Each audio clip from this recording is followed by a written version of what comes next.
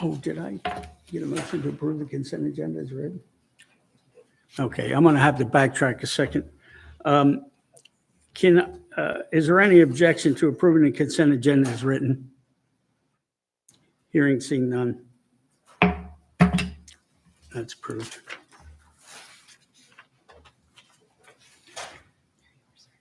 Okay. At this time, members of the audience may speak regarding any topic that is not on the agenda for public hearing. This would be time to speak to the item under new business if you would like.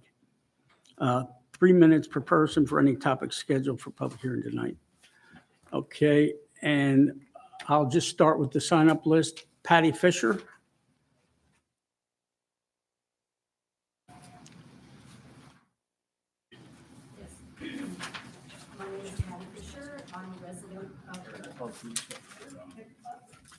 Thank you. Thank you. Hello. I'll start over. My name is Patty Fisher. I'm a resident of the borough. I don't know quite where to start now that you've taken 2308 off the agenda. I have been working very hard to get people to comment on this, and I know some of them are here that want to speak. I know that they can speak now. The bottom line on this is, no matter what kind of lipstick they put on a pig, they've still removed the public out of the process in the way the legislation is written, even with the amendments. So I'm shocked that anyone would accept it to go forward. I understand it's not you guys. I trust that, and Mr. Strawn may be able to say, will this come back to the Planning Commission? To see. So, all right. So I'm here. I'm opposed to it. Thank you. Thank you. Gary Foster. Could you state your name and spell your last name for the record? Gary Foster, Foster, and I'm a public resident of the Point McKenzie region. Since you've taken it off, and it looks like it's going to be revamped again by the assembly, I think I will just kind of hold my comments until I get to see what the amendments are. But originally I was for it. I think it's the people's property and they ought to be able to do what they want to with it. So that'll be it. Thank you. Thank you, sir. Chris Turner.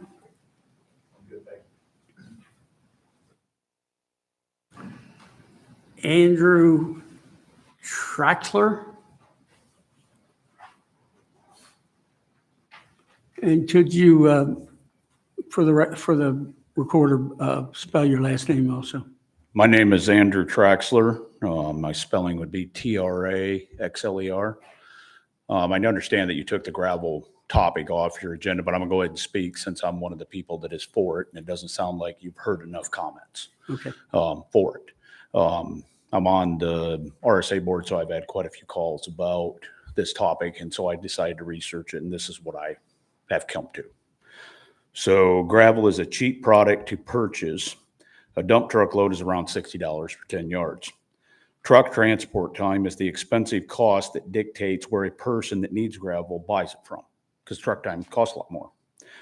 This change from 2,000 to 10,000 yards will cause more locations to get gravel to be available. Since the truck time is the costly expense, buyers will get the gravel from the closest location that's nearest to them. This will result in the dump trucks traveling less miles on the borough roads. This less cost of truck time will also spur the development of more properties in the borough.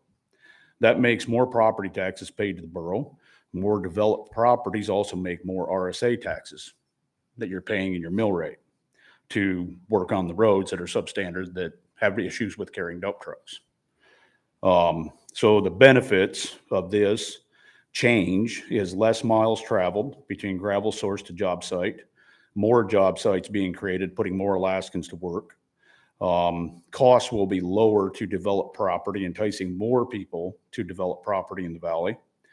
The more source options available also cause more competition in the market for gravel. This will drive down the cost of gravel. The dump trucks that are already hauling in the valley, every year you find where there's a shortage of enough trucks for the amount of people that want to buy gravel. Since the trucks will be running shorter distances, it will be a benefit that they can haul more product in the same amount of time. More residents being served with getting their product. And then the easier it is to get a gravel location, the more competitive it will be.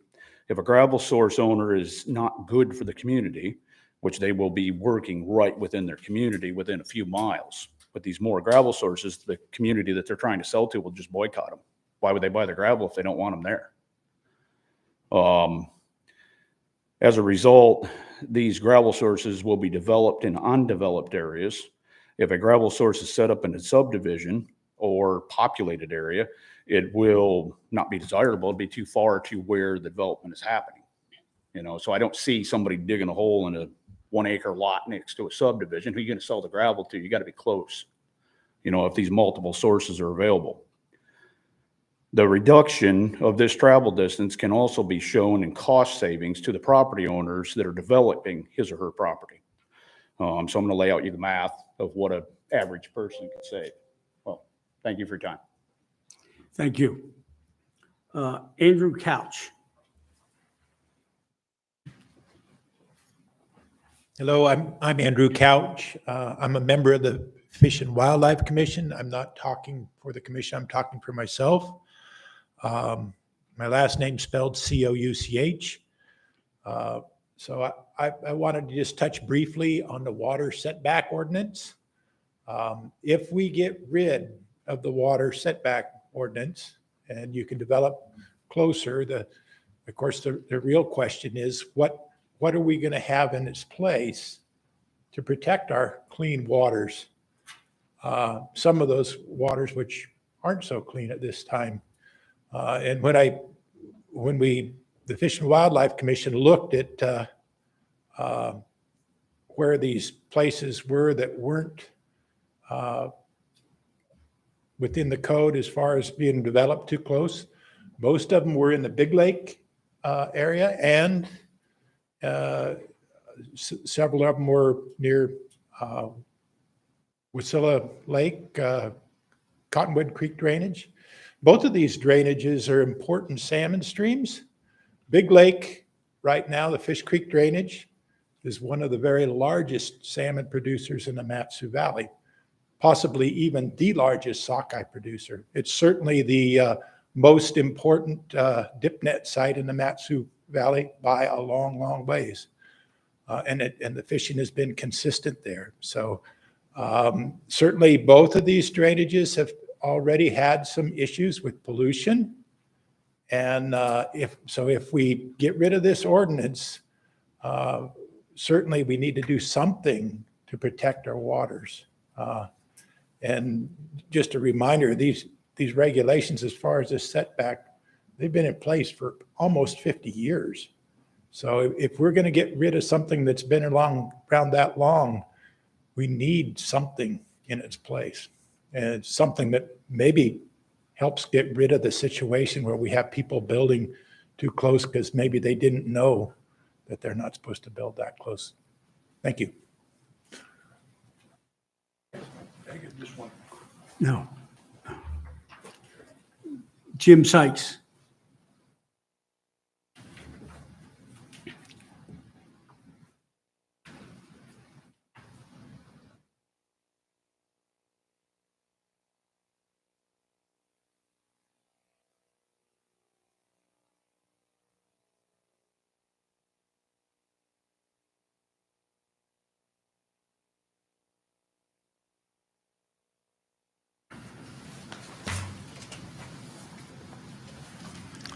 Mr. Chairman, members of the committee, my name is Jim Sykes. I'm also a member of the Fish and Wildlife Commission, have been for a long time. And I think Mr. Couch outlined some very important things. We've been dealing with this issue for about 3 meetings, and we took it seriously. It came to us for review. And I wanted to make sure you had a copy of it. I was going through your agenda tonight, and I didn't see where the resolution that we passed and intended that you have was here. And so I wanted to make sure that you have it a couple of weeks in advance so that you don't have any surprises. Anyway, we took the idea that we thought the assembly wanted, and that was basically not to just let people off the hook and say, oh, sorry, if you made a mistake or you violated the conditions, we're just going to let you go. They did seem that they wanted to go a direction of having a pathway where mitigation could be equal or better than if they had to destroy a building or move it or whatever their problem is. There's only 700 of these. It's not a huge amount if you take a look at the whole borough. And so that's what we did. So we came up with this resolution. Most of the points 7 and 8 near the end of it are basically asking you, the Planning Commission, to find a way or a series of mitigations that people might be able to use and not have to tear down their structure or whatever the problem is. Because we think that we all believe in building and development. We also believe strongly in the fish. We think that that's probably why the rollback that was done to the original ordinance of 75 feet was restored by public vote, which is a very strong message. I don't think it's something that should be easily messed with. And so I'm a dip netter. The Fish Creek success that we had is just part of what the commission has been working on for many years. Our fish runs that were legendary in the 70s are no longer here, but we're trying to restore them. We got a 7-0 vote to create a conservation corridor for fish returning to Mat-Su. And we believe that the constitutional right of people who live in Mat-Su to that common resource is very important. And while some people think that any fish that enters the Susitna system is as good as a dead fish, we may as well catch it out in the inlet. We don't agree with that because this is one of the few opportunities we've got, if we are successful in restoring this, to actually make fish with fish and provide more for our residents, better runs, and maybe get back towards some of the huge economic activity that this generated in the past. And then that also has the benefit of returning more fish to the inlet so that commercial fishers can also have a little more. It is a fully allocated fishery. So if somebody gets a little more allocation, somebody else gets less. That's the bottom line. I think people care about our salmon. I think they care about having clean water and their neighbors. And I think that that's what this is all about. So good luck on it, but please give it some real thought. I think that finding a way to mitigate is worth contemplating, and that's why I came. So good luck. Thank you. Joy Bruns? Runs. Sorry. Yeah, I was gonna speak about the gravel, but that all kind of threw me Okay. for a loop. I might wait for tomorrow night, we can speak too, right? At the assembly meeting, yes, Right, that's correct. I think I need to do a little more, I don't know what all this is. Sure. I think I'll hold off. Okay. Shelley Hefner? Sheila, I'm sorry. Thank you. I also am looking forward to seeing what the changes are. But I think I'm going to go ahead and say what I have to say, and Sure. like Joy, I will be watching and make a Oh, decision on I'm whether, sorry, can you how I feel spell, about the assembly. could you spell your last name? I'm sorry, Hefner, Heffner. Okay. Sheila Hefner, I live in Green Valley subdivision, which is in the south end of Palmer. I live in an unincorporated area, which is important for that, for the resolution. I have 5 brief points that I would like to say. I'm in strong support of Resolution 2308. And these 5 points, I hope, will explain why. Accountability. The borough's current permit process works very well. Developers must analyze their sites, their surroundings, the laws, the risks, best practices, the concerns of their neighbors, and more. Having this knowledge effectively makes the developers accountable for their actions, including those that may result and personal or environmental damage. And it is realistic to believe any gravel mine can produce this kind of damage. We should keep the existing permit process as is. 2, capital investment. Developers who invest significant cash into their projects are more risk adverse, a positive trait in the environmentally high-stake business of gravel mining. The borough's permit fee is quite reasonable. We should keep collecting fees, which in turn help fund our important permit program. Number 3, injury. The permit process attempts to stave off injury before it occurs. It can help identify dangers in advance. If the borough abandons permitting, even for some, it also forfeits the opportunity to prevent or mitigate such injury to residents it is entrusted to protect. Number 4, environmental risks comprehensive plan. By relaxing its standards for gravel mine development, the borough can expect a rise in negative impacts upon air quality, water quality, and property values. This runs contrary to the borough's comprehensive plan and core area comprehensive plan, as shown by these example excerpts. Quote, protect groundwater supplies and quality. 2, protect and enhance the public safety, health, and welfare of the borough residents. And 3, quote, protect residential neighborhoods and associated property values. Lastly, 5, thank you, statistics. There is no study or evidence in the underlying informational memo 22238 that justifies abolishing permits for an arbitrary group of new gravel pits. There is also no study or evidence that this action will reduce the price of gravel in Mat-Su Valley. Industry standards suggest the borough should analyze and publish statistics that support a change before making the change. Thank you very much. Thank you for your comment. Byron Bruns, same thing. Okay. Steve Culligan.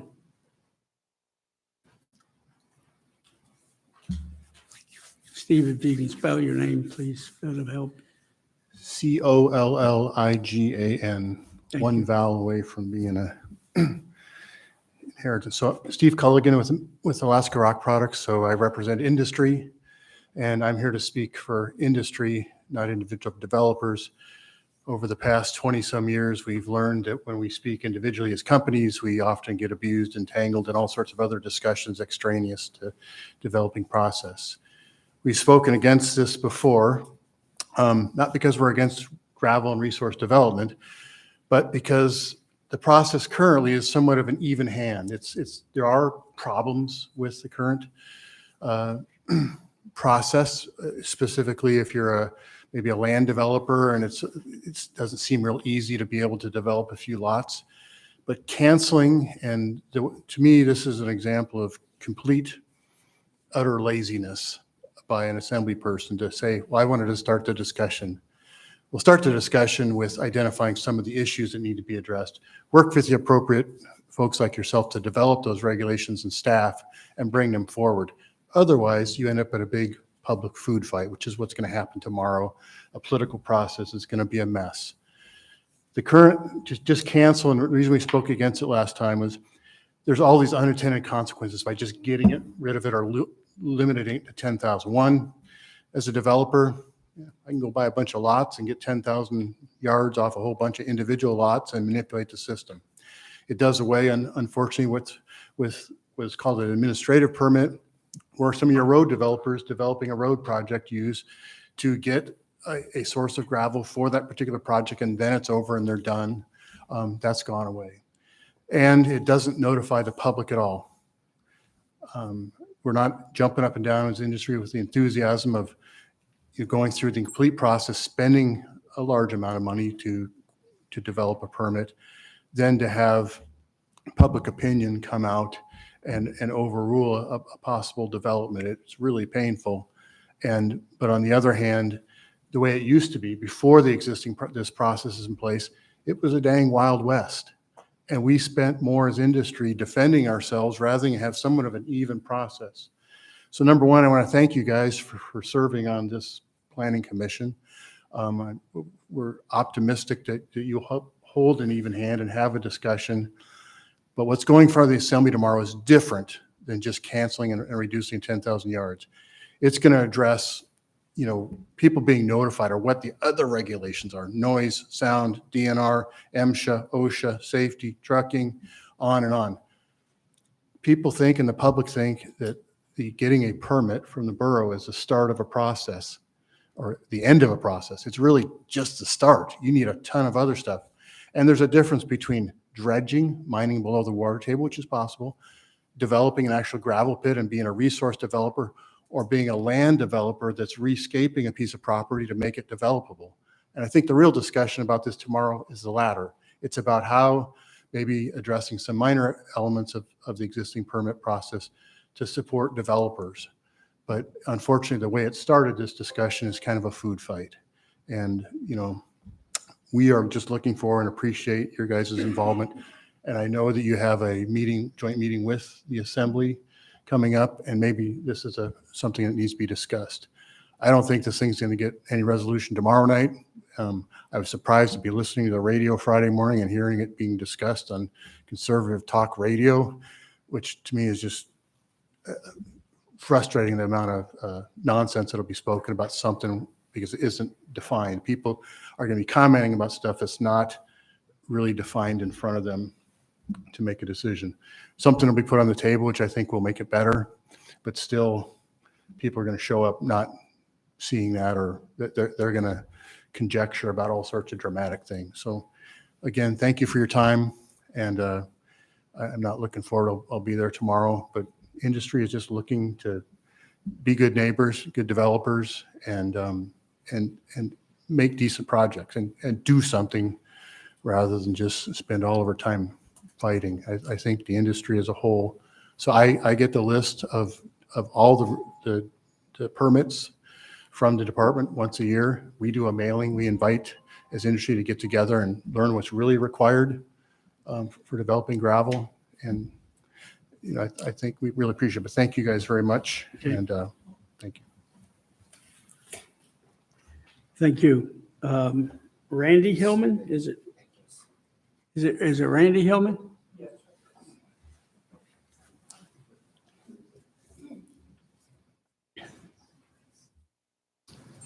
And Randy, if you could state your name and spell your last name for us, please. My name is Father Randy Hillman, Hillman. Commend you two in regards to voting no, in regards to I haven't read the bill, so I hadn't passed the bill. I'm in favor of getting the gravel. I'm not in favor of increasing the amount of from 2,000 to 10,000. I think it was addressed last year. You can correct me if I'm wrong, that it was 2,000 to 20,000. That being said, on Bogard, when it makes a 90-degree turn, which we call the Four Corners, a recent dental building was built there. And the gravel that was removed from that area, the builder wants to sell that gravel. And it was under discussion at North Lakes Community Council. He wanted to sell it over a 5-year period of time. So we're looking at that mound of gravel in that area. He's selling it for 5 years of the trucks. Also, there's other little small areas in that area that has gravel extracted for basically use. And it falls in that 2,000 mark. But it can be expanded to 10,000, even more. And our basically viewpoint was, if this could be expanded without filing for the proper permits, then I agree with the other young man who just spoke before me, it's going to cause a lot of hate and discontent, and we don't need that. The current proposal needs to be readdressed or reworked to have very little niches for removing gravel for developing and being able to dispose that gravel, not make a gravel pit. And then there's something should be addressing actual gravel pits. Thank you for your time. Thank you for your comments. That, I think, exhausts the sign-up sheet. Is there anybody else here that would like to speak to anything that's not on the agenda tonight?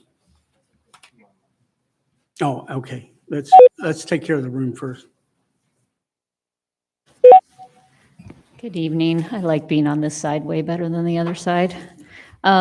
Stephanie Nowers, I'm a 25-year resident, a homeowner, business owner, and currently the representative for Assembly District 2, which is the Greater Palmer area, which might have more gravel pits per capita than just about any other place. Sounds like there was a change made tonight, and I came because for a couple reasons. One, I wanted to correct the record. I thought at the last meeting I heard a planning commissioner state that because the assembly sent this to the planning commission, it indicates support from the assembly. In fact, the vote at the assembly is simply to ask for your opinion. We don't even get to debate the merits of the legislation. So it's not indicative of assembly support necessarily. It's indicative of the assembly is interested or at least supports that assembly member in asking for your opinion. I also, on this issue, I agree with Mr. Colligan. I would be concerned about the backlash this is going to cause. We have some really great operators in the valley, and we have a system that has worked pretty well. The greatest enemy of good is perfect, as they say. So we try to tweak this. I've already seen people come out of the woodwork with all sorts of complaints about existing pits in the water table, with noise and dust and traffic issues. We've seen on the Kenai, they're talking about extra regulation because of concerns they have down there with gravel pits. So I think as a state, we've said we want to develop our resources in the best interest of all.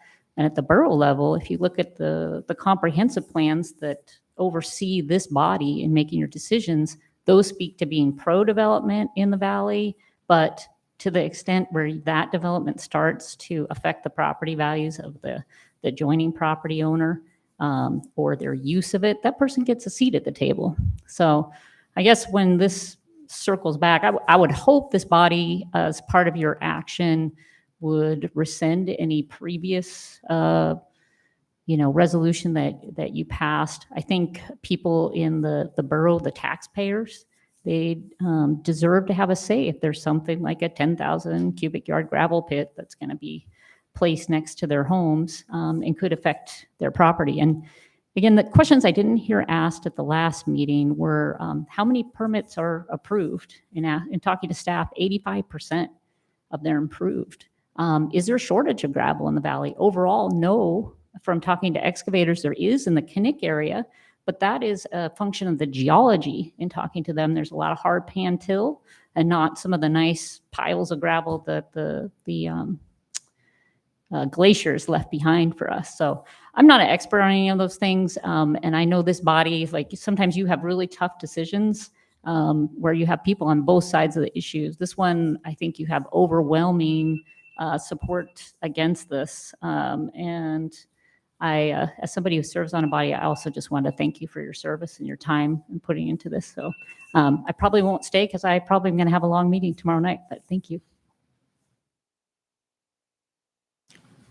Anybody else in the chamber like to speak on anything that's not on the agenda? Yes, sir.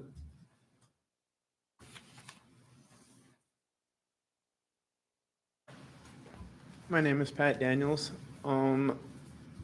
Like this gentleman said, I oppose this right now, but I don't want to get in the food fight until I read the amendments to that. But I think there should be more process into the public on it. And I'll keep it at that for now, but thank you very much. Okay. Anybody else in the chamber would like to speak? I understand we have two people online. Let us know when they're ready. Hi, I'm speaking to Resolution 2305. I'm not sure if this is the appropriate time. Is it on the agenda? Yes. It's not under new business. Yeah. No, we have to wait till the public hearing. This is, for that particular ordinance. Okay. Okay, I'll just stand by. Thank you. Okay, next. Anything that's not on the agenda. And if you could state. Hi, my if you- name is Camden Gailey. Okay, how do you spell your last name? It's spelled Yehle. Okay, go ahead. And I'm calling in about gravel today. I understand it's been pulled from the agenda, but since we're talking about it, I'll continue do a short statement.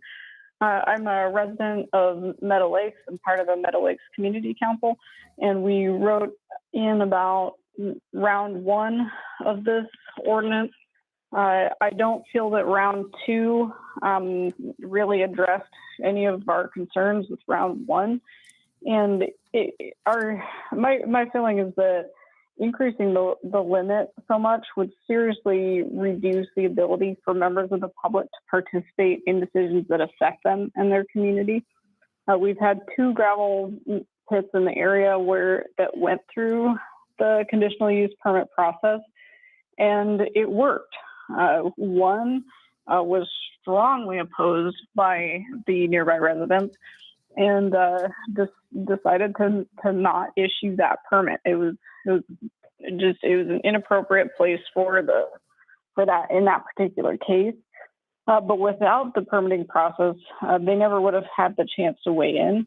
We also had another case where the conditional use permit was issued, and we got to work through the details that were of serious concern to the nearby residents. And because we worked through those, we have a much more, it really reduced the opposition that would have, if there hadn't been a permitting process, been very serious opposition to this mine. With the conditional use permit, I would consider it tacit support for it. And I think that really shows the value of the existing permitting process for gravel. The biggest one is the reduction in public process input from nearby folks. But of course, concerns about water and air contamination, noise, and traffic. In addition, which was a big concern for these 2 that I was mentioning earlier, gravel pit operators would have no requirement to return the property to a usable state other than just a hole in the ground when extraction is complete. And that can be part of the conditional use permitting process as well, is what do people do with it once the gravel's gone, which can have that is one of the lasting impacts of a gravel mine. So I'd like to encourage the use of our existing system that's working. And thanks for letting me comment over the phone. All right, thanks for your comment. Okay, is there anybody else online for anything that's not on the agenda? Okay, anybody, one more time, anybody in the audience? What's the public comment?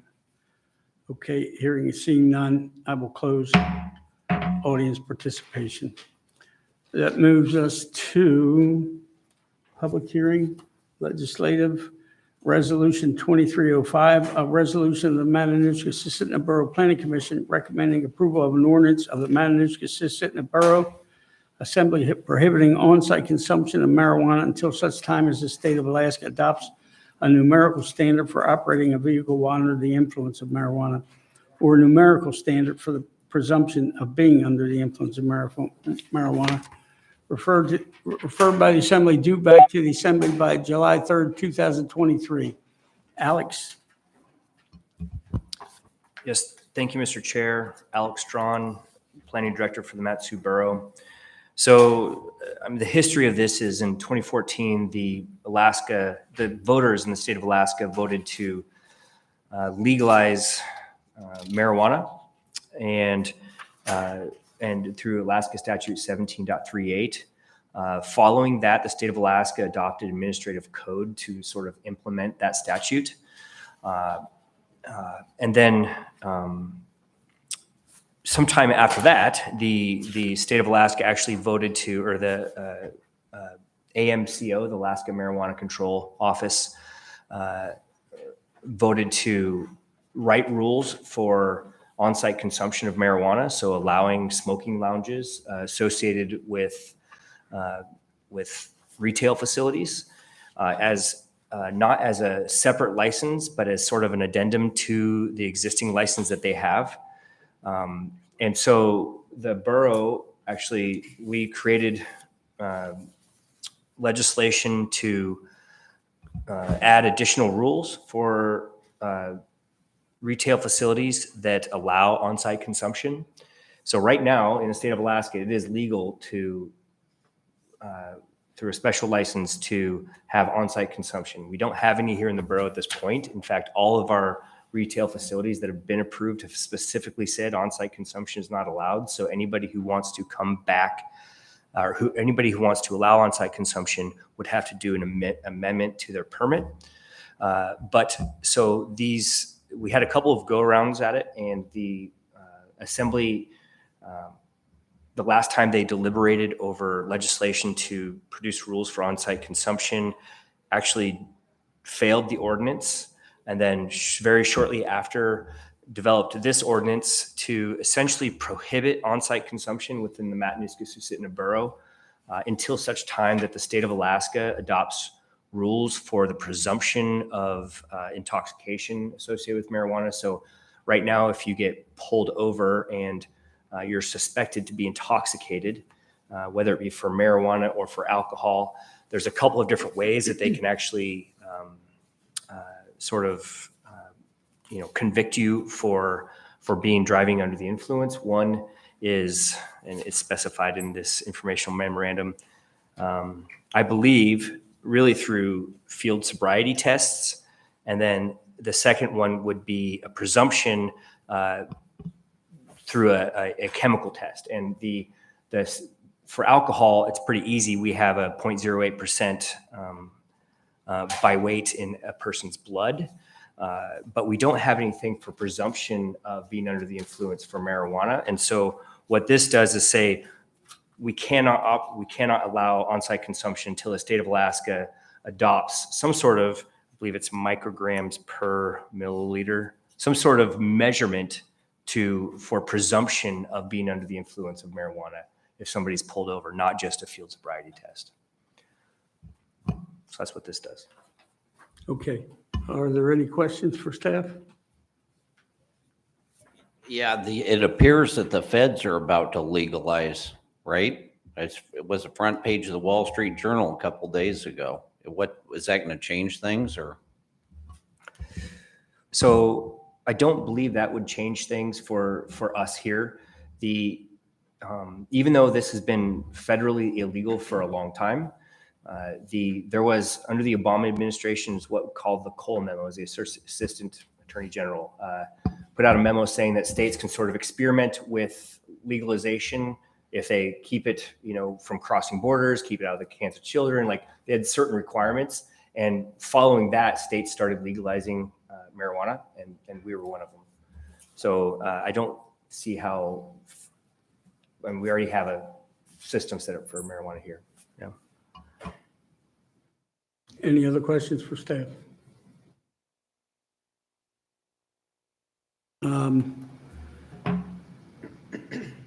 We've retrieved the audience participation sign-in sheet. There is nobody in the audience here signed up. Does anybody wish to speak to it in the audience?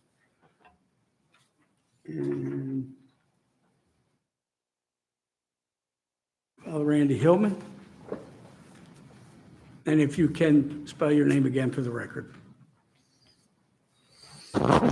Father Randy Hillman, Hillman. I apologize. The COVID shot took out my whole left side of my face. I agree with Mr. Shaw that we should wait on the federal and state regulations on this particular thing. One was when I was a VA chaplain, some individuals that I was working with used marijuana, and it worked very well with their pain, whereas other drugs did not, made them foggy. That being said, I have attended, has anyone attended a DWI murder? You can call it anything you want to call it, but a DWI on any kind of substance abuse is a very difficult thing, especially when you're a child. Basically, the sons should be burying their fathers, not their fathers burying their sons. So it should be maintained in a controlled environment. The controlled environment is in your home, not in a place that you can drive away. We cannot do anything about the alcohol because there's a lot of alcohol deaths there. But we can do something about the marijuana. I do support the use of marijuana. Don't get me wrong. I've seen very good results from that. I don't take it, but I have seen good results with people I work with, or have worked with, put it that way, with the VA in Seattle. Thank you for your time. Thank you. Anybody else in the audience care to speak on this issue? Okay, and we have one online. If you could state your name and spell it for the record. Hi, my name is Becky Stopa, Becky, S-T as in Tom, O, P as in Paul, P as in Paul, A. And I'm speaking on behalf of Thrive Mat-Su. And Thrive Mat-Su is a local substance abuse prevention coalition, and we are in support of Resolution 2305. We oppose on-site consumption of marijuana in the Matanuska-Susitna borough. Since 2007, Thrive Mat-Su has led a data-driven, coordinated community response to prevent and reduce youth substance use and improve community wellness. We have more than 100 members representing a broad cross-section of agencies, businesses, and individuals across the Matanuska-Susitna borough. And our opposition to on-site consumption of marijuana is based on some of the following facts.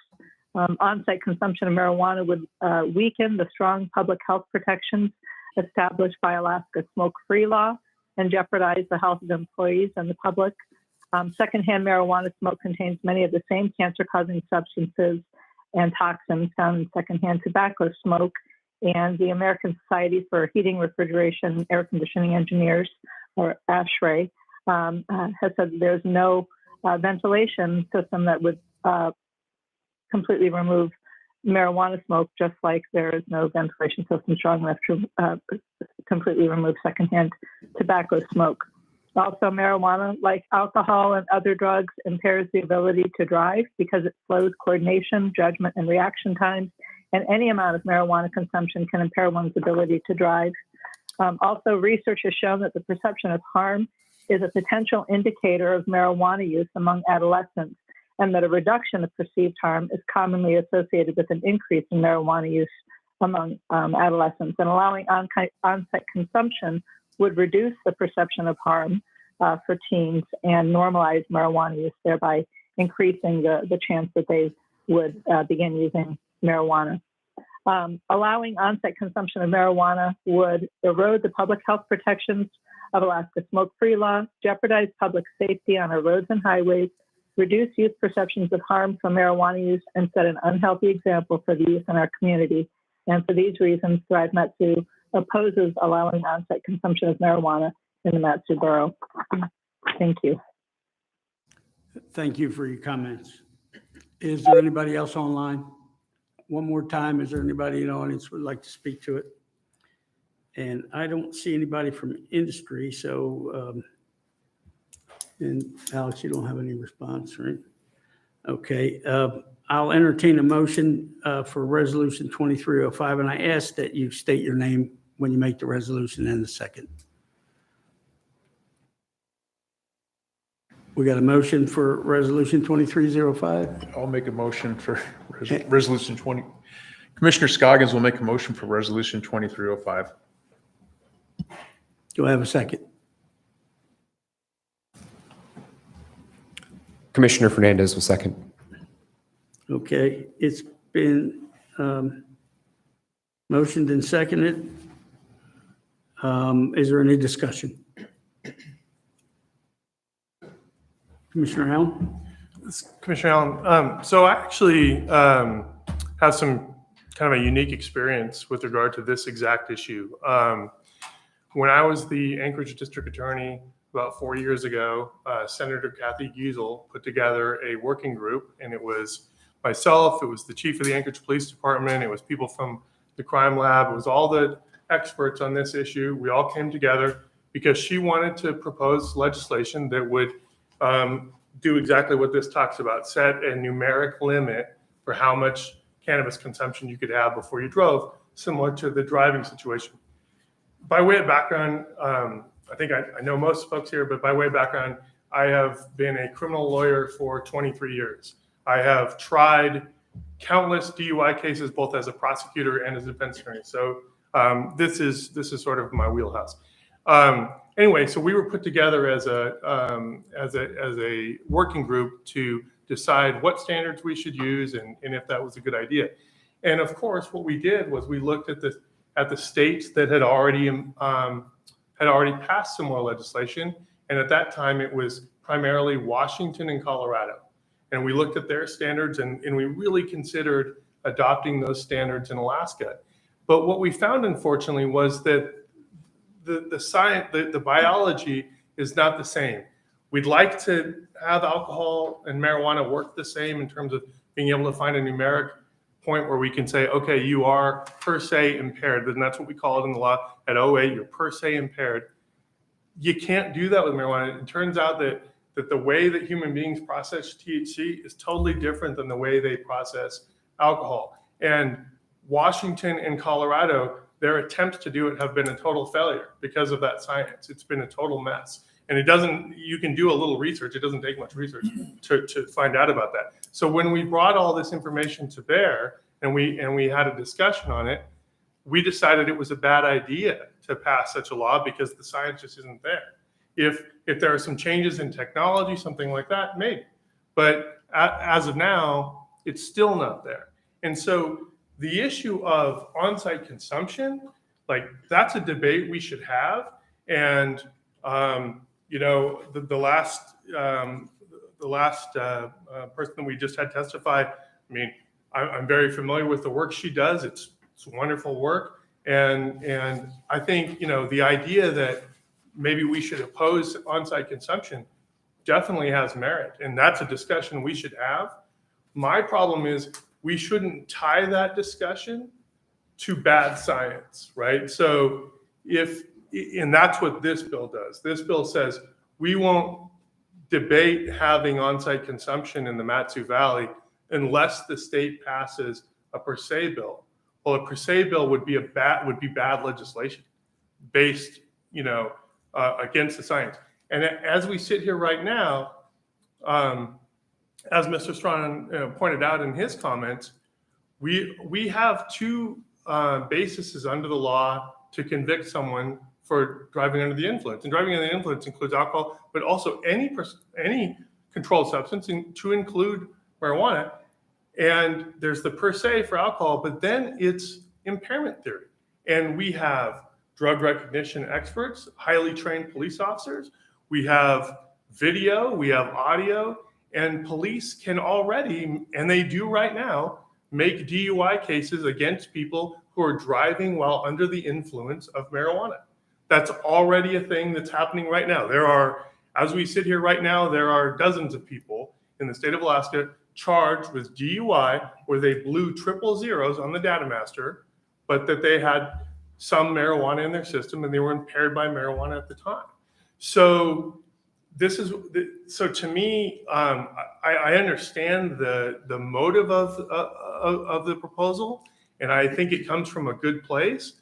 But I think we need to step back and look at the science a little better. And my suggestion would be that we pull that apart and we say, okay, let's debate the merits of whether or not we should have on-site consumption in this community or not. But let's not tie it to what really has proven to be junk science.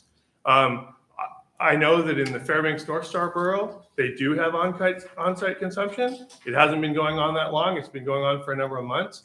I'd be very interested to see how that's going for them.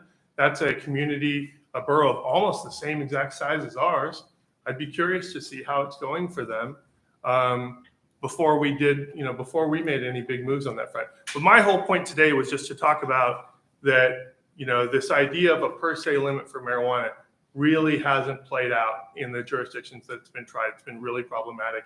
And I don't want us to just walk into a minefield on that. And I'd like us to debate the issue of on-site consumption as a standalone proposition. Thank you. Any other discussion? Mr. Chair, I do just have a procedural matter. We never did close public hearing on this, so if we could do that. I close public hearing on 2305. Any other discussion? Commissioner Scoggin, I have a question for Alex. How does the smoke-free facility, because you can't smoke in a public building, how does that work? I don't know. It's a question. I'm just curious. Yeah, so you cannot smoke in a place of employment per state law, but this law that they wrote, the administrative code, this allows it in these facilities. They have to be, the smoking area has to be separate from where the employees are, for one. And then the smoke eating system or the ventilation system associated with these has to be designed by an engineer that can do the calculations to make sure that it remains as smoke-free as possible. Any other questions or discussion? Okay, I'll just put Through in the my chair. 2 cents. Through the chair. Oh, I'm Commissioner sorry, go Fernandez. ahead, Will. Thank you. I appreciate it. Commissioner Fernandez here. I also agree with Commissioner Allen. I have witnessed the harm that marijuana consumption can have on someone's ability to effectively navigate a motor vehicle in particular. So I am in no way voicing an advocacy for on-site consumption. The issue that I have with this particular piece of legislation is that it does sort of bind our hands together on any potential future information that could be brought to light about how marijuana influences and enters the system in the human body and how that's processed and identified. I do think we need to have a continued conversation about the merits or lack thereof of on-site consumption. However, I don't think that this piece of legislation effectively addresses that matter. Thank you. Go ahead. How is the Fairbanks able to supersede state laws in regard to on-site consumption? I mean, it seems like the state should have to set the tone, right? The limit on everything, and then the borough would then enact it or not enact it. Am I wrong on that? So through the chair to Commissioner Glenn. So the state of Alaska has allowed dispensaries to get a special license for on-site consumption. So local municipalities then, once they pass that law, were in a position where they can either just allow it to happen or they can establish regulations for it. I believe, I don't know, I'm not too familiar with the Fairbanks regulations on on-site consumption, but it sounds like they have set regulations and they're working within those regulations. Any further discussion? Well, the way I see it, oh, I'm sorry. Through the chair, Commissioner Rubio here. I move to amend Resolution 2305. Can we do that? Go ahead, Al. Has there been a motion to approve at this point? Oh, we got to have both. So we have to approve the whole thing first and Then amend it. Okay. We have to make a motion. No, we don't have to approve it. A motion second, and then we can amend. Okay, before I move to pass Resolution 2305 to be amended, I'd like to just make a comment. So it seems like there's several people in here that are in agreement that we are against the on-site consumption of marijuana. And I believe the first part of this resolution is really good up until the point, third line down, it says prohibiting on-site consumption of marijuana. I think we could, I'd like to, if we could amend this resolution, I'd like to stop there. If that makes sense? Procedurally. So, yeah, so The I have. Assembly sent it to us, so I need a little guidance here. What we can and can't amend. So we have Resolution 23-05, which is the Planning Commission's resolution. And I guess I need sort of some guidance on, or I guess for you to repeat your motion, what you're looking for there. So if amended, Resolution 2305 would say, a resolution of the Matanuska-Susitna Borough Planning Commission recommending approval of an ordinance of the Matanuska-Susitna Borough Assembly prohibiting on-site consumption of marijuana, period. Okay. So striking the rest of it. Okay, so I have this up on the screen, what I believe you're going for. So amending the title. Is that correct? Yes. Okay, well, yes. Correct. before we do that, let's not jump ahead of ourselves. Let's make a motion in a second. Can I get a motion for Resolution 23-05? Approving. I move to approve Resolution 2305. So my mistake, that apparently was done already. Oh, okay, I'm sorry. Yeah. So you can amend it. Make your amendment. I move to amend Resolution 2305. Should I repeat the whole thing again? Yeah, you can say by striking the words and then just read it. Okay. Yeah. By striking the words, until such time as the state of Alaska, until such time as the state of Alaska adopts a numerical standard for operating a vehicle while under the influence of marijuana, or a numerical standard for the presumption of being under the influence of marijuana. Okay. Can we get a second? I'll second that. Okay. Discussion. Was that, I'm sorry. You were my second? Thank you all. Commissioner Glenn. Go ahead. Commissioner Cohn. So on page 92 of the packet is the full resolution, is that correct? And we are only amending just the title? Is there, because it looks like on the second page of the resolution, there should be amendments as well? Yes, I would like to amend the body as well, but I was just, I guess before I made the amendment, I was just hoping we could have a discussion about the purpose of the amendment, so. All right, so let's make the full amendment. Same language in the body as the title. Will that work, Alice? So, I mean, I think that you can do it several different ways. You can do all the amendments in one, or you can break it into parts. A lot of times it is easier to break it into parts just to Okay. sort of get So those under your belt. let's discussion on the amendment for the title, and then we'll break it down as we go. Any further discussion? Commissioner Allen. Thank you. This is Commissioner Allen.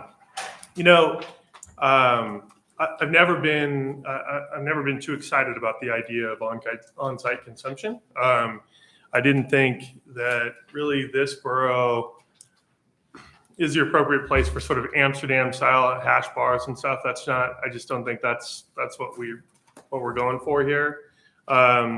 And the strongest argument really that was made, for on-site consumption in the past has been places that have like Juneau, a little to a lesser extent, Anchorage, Fairbanks. They get all these cruise ship passengers that come up in just droves. And the notion was, well, these people don't have a place to smoke. They don't have a house to go to. And if you don't give them some on-site consumption place, they'll be smoking in the street. They'll be smoking in the alleys, that kind of stuff. We don't want that. We don't want that. That may be true, but I don't think that's not something that impacts us in this valley. We don't have cruise ships coming in here. We don't have trains unloading thousands of people.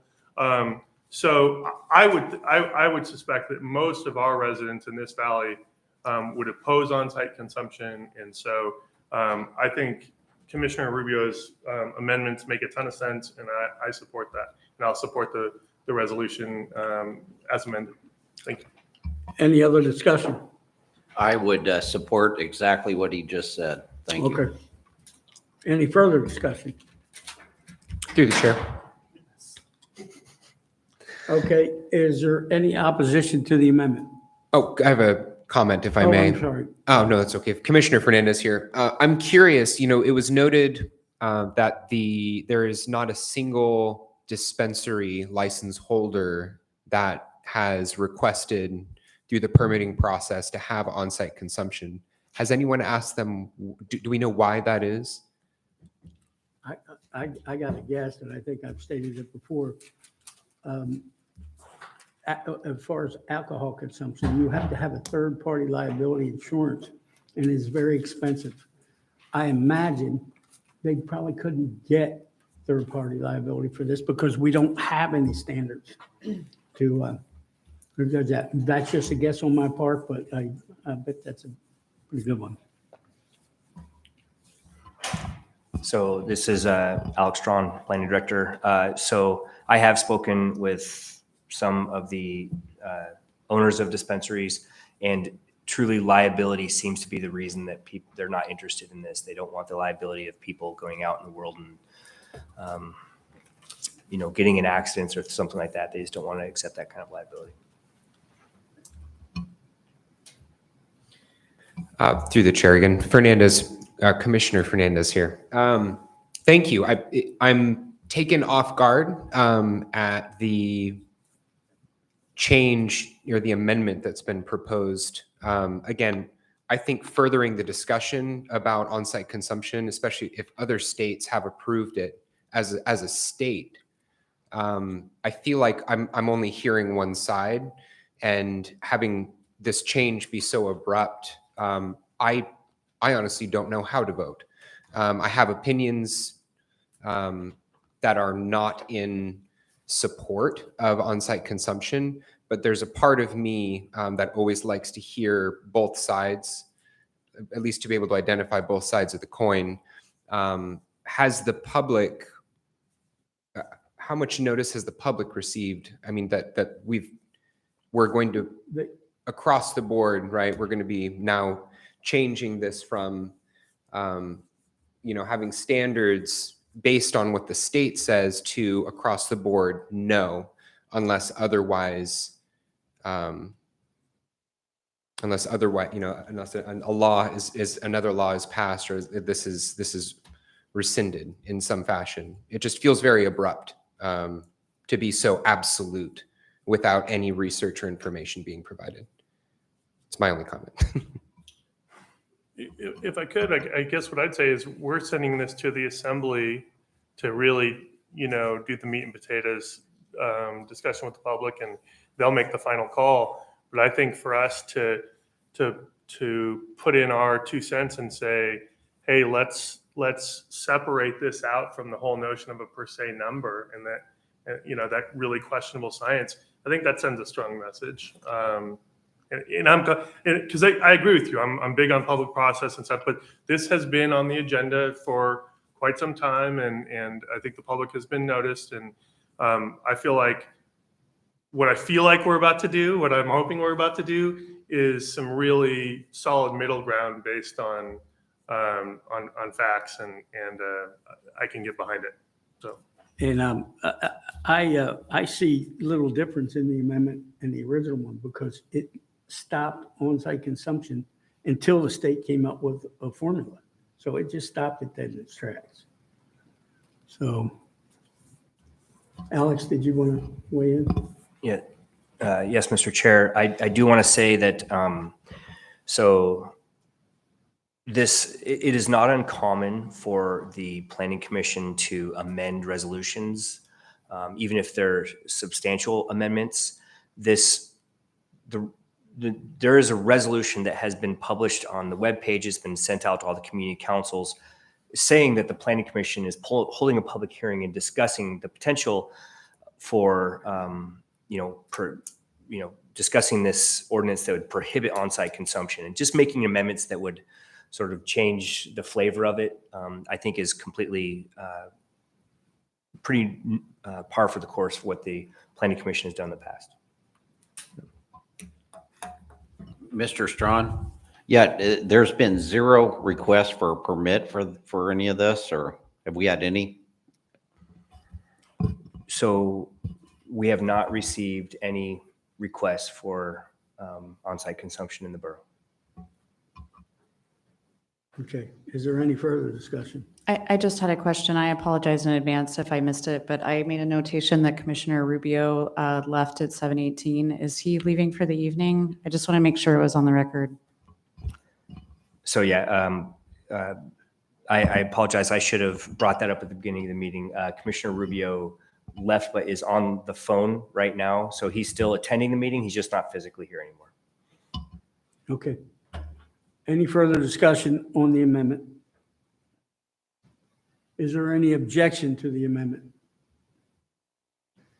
Hearing, seeing none, amendment carries. Now let's go. I understand there's going to be more amendments. Can we just say that this is a question, Alex. Can we just put it in one fell swoop and say we amend the rest of the body language to match the title? Or do we gotta be a little more specific? So I think you have to be a little more specific than that, specifically what you want to amend and how you want to amend it. Okay, Commissioner Rubio? Yes, I'm here. I'm actually, I am attending the meeting telephonically right now, but I'm also driving. Can you hear me okay? Yeah.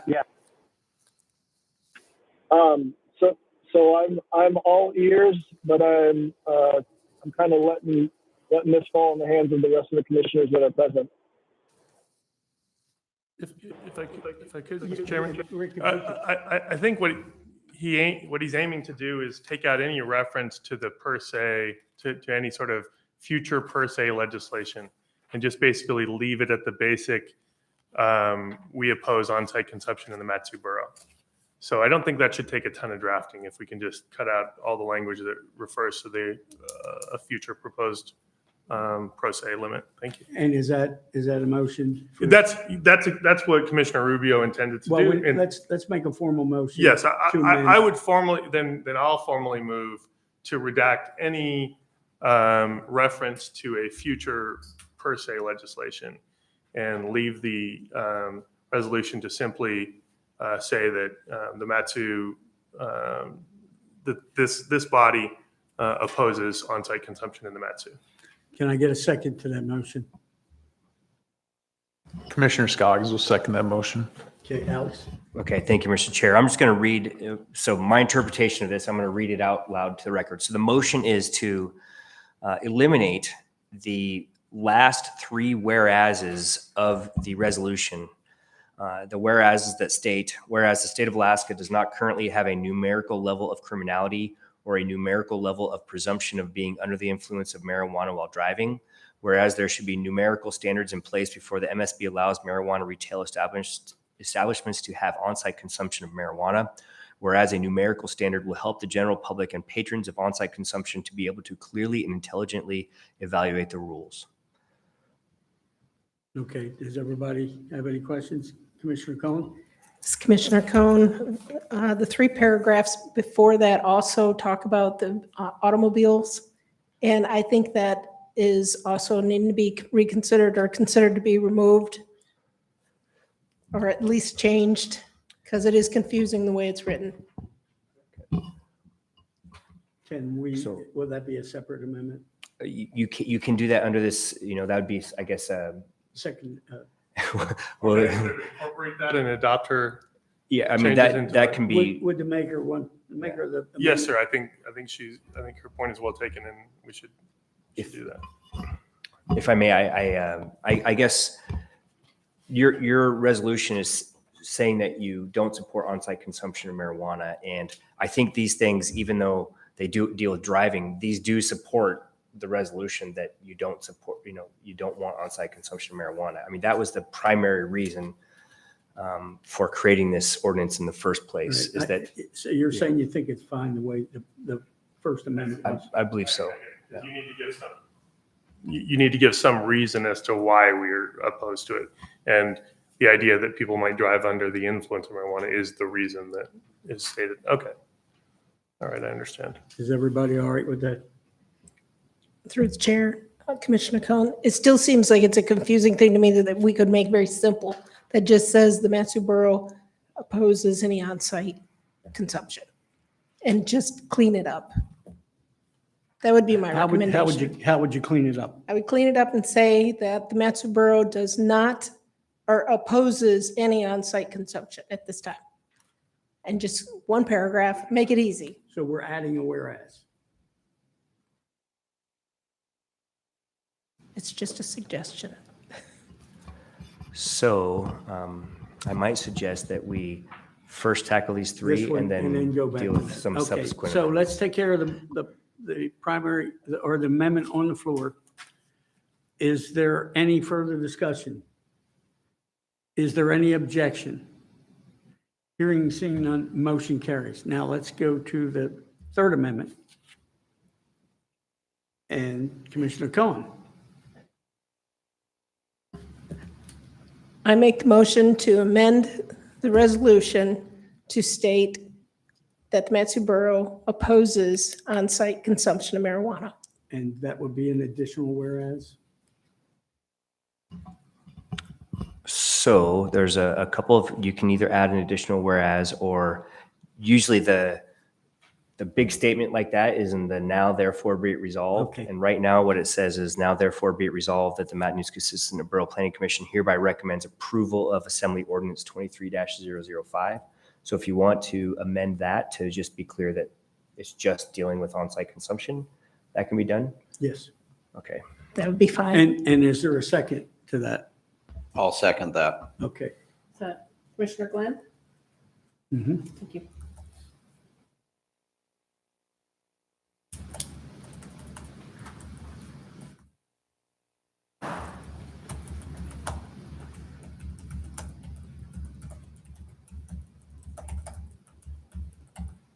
This thing keeps popping on and off, but it doesn't stay in.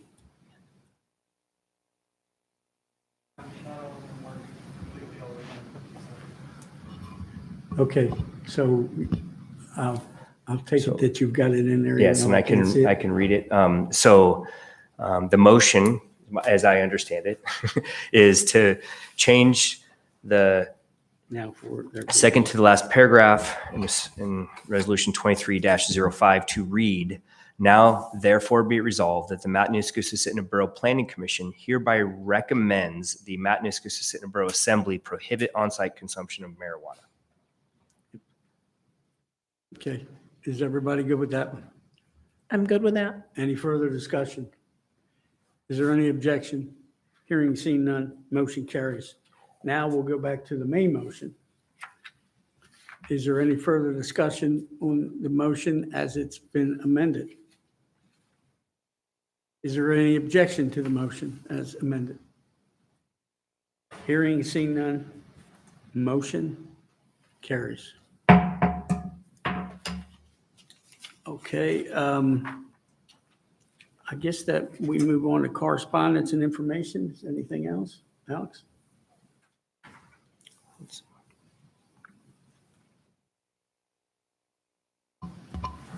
I don't believe so, Mr. Chair.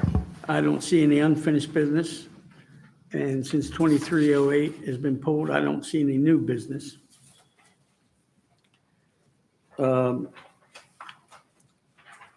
Commission business, upcoming planning commission agenda items. Alex, you got anything there? So as always, we provide a list of upcoming agenda items. As a courtesy to the Planning Commission, one is so you can see what quasi judicial matters might be coming forward that you shouldn't talk about or have ex parte contact about. But also we have some legislative things on there that if you have questions about it or the timeline or the substance of it, please feel free to ask and we'll get those answers to you. Does that cover your director comments? I guess under director comments, I would say for those of you who haven't met her, Corrine Linfers is here acting in the role of clerk for Carol, who couldn't make it tonight. And she's been working really hard all day long to get set up for this meeting and taking notes. And so thank you, Corrine, for helping out. And the commissioner comments. Let's just work our way down. Yeah, in regard to the gravel extraction issue, I would propose that after the snow is gone, that I would pay to charter a helicopter and take those of you who don't fly on a tour of the Mat-Su Borough and have a look with your own two eyes. Because I think that there's a lot of misconception about the volume. And I'm not seeing it flying over. The biggest gravel pits here are right here. And I think we need to actually take a look. So other than that, I appreciate all of you. Thank you. Mr. Cohn? I just want to say it was a good meeting, and I just appreciate you guys. Commissioner Scoggin. Yeah, some of this amendment stuff, maybe we could be a little more prepared. I felt like I should have been last time when we first voted on the gravel. Most of that stuff's going to make it to the assembly. And I feel better about it for sure than I did a few days ago. I wish the public could have seen it earlier, but they didn't. They'll get a chance, and hopefully that turns out better. And we're getting better. Okay. Commissioner Fernandez. Commissioner Fernandez here. I love the public process so much, and I'm so grateful for everybody, every single one of us here that sit on the commission, every member of the staff. Everybody works really, really hard to make sure that we're acting in the best interest of the public, and I have eternal gratitude for everybody here. Thank you. Thank you. This is Rick Allen. So, it's very clear to me that I ruffled some feathers of some of my friends here on the commission. And for that, I apologize. That was certainly not my intention. I received a great deal of public comment from the people in my district. And maybe that's because my district has most of the gravel pits. And so those are the people that are really active about it. But they asked that I try to get it back on the agenda for more public discussion, and so I did that. But it looks like that the assembly is coming through with some amendments that I think make a lot of sense and would probably satisfy a lot of the issues that folks have had. And so I'm just glad that this process has worked out. It is a real pleasure to serve with all of you, and I'm glad that we kept this collegial and this worked out really the way it should. And I will say that Commissioner Glenn, I will accept any invite to fly anywhere, anytime. You name it, I'll be there, buddy. Thank you. Commissioner Rubio, any comments? Yes, Commissioner Glenn, I would definitely like a helicopter ride as well. Also, I appreciate every one of you, and sorry to jet out of there before the meeting was over, but I hope everyone has a great evening. Thank you. All right, thank you. I think it was a good meeting. I like the process, and I want to congratulate our right-hand gal tonight. She did an excellent job, just kept up with all of us. And with that, I'll take a motion to adjourn. make motion to adjourn. Second. We are adjourned at 7:36.